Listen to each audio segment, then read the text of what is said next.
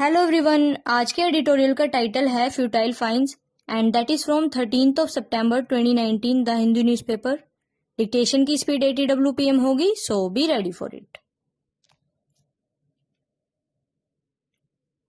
The steep penalties for violation of road rules that came into force on September 1 under the Motor Vehicles Act 2019 have produced a backlash, with several state governments opting to reduce the quantum of fines or even to reject the new provisions.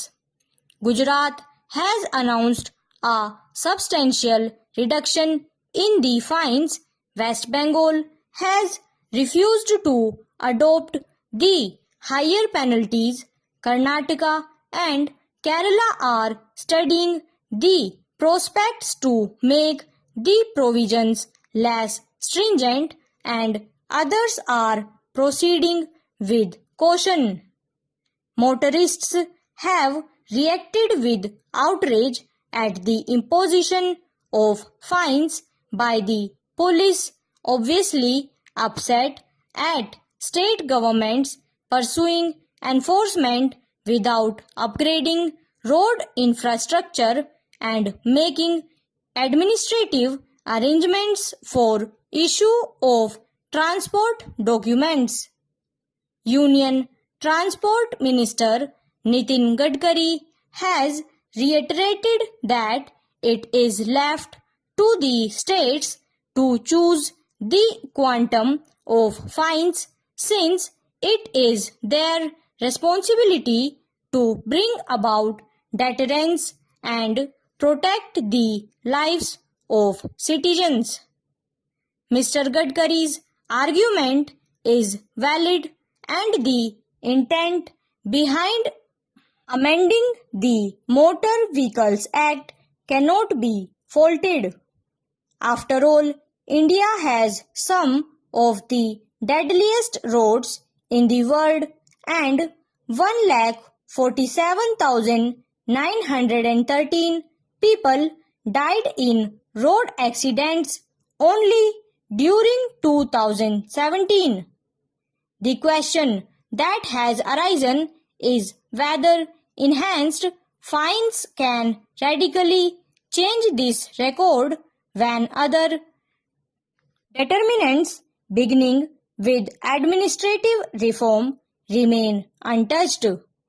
The core of reform lies in Section 198A of the amended law, which requires any designated authority, contractor, consultant, or concessionaire responsible for design or construction or maintenance of the safety standards of the road to meet those laid down by the central government.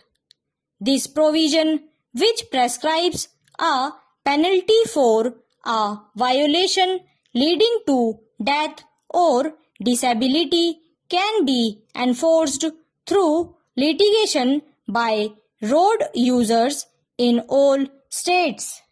Since the standards are laid down, compliance should be ensured without waiting for a road accident to prove it.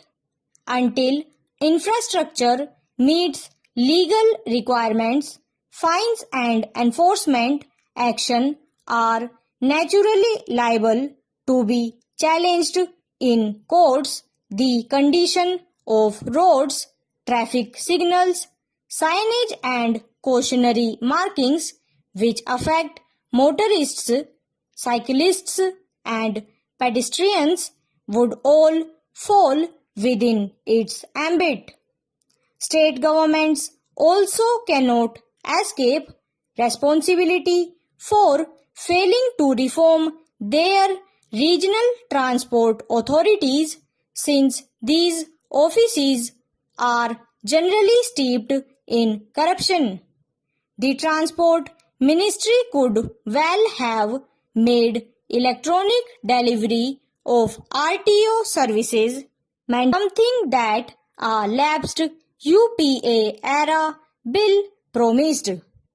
It should act on this now, ultimately ending the culture of impunity that allows government vehicles and VIPs to ignore road rules will encourage the average citizen to follow them.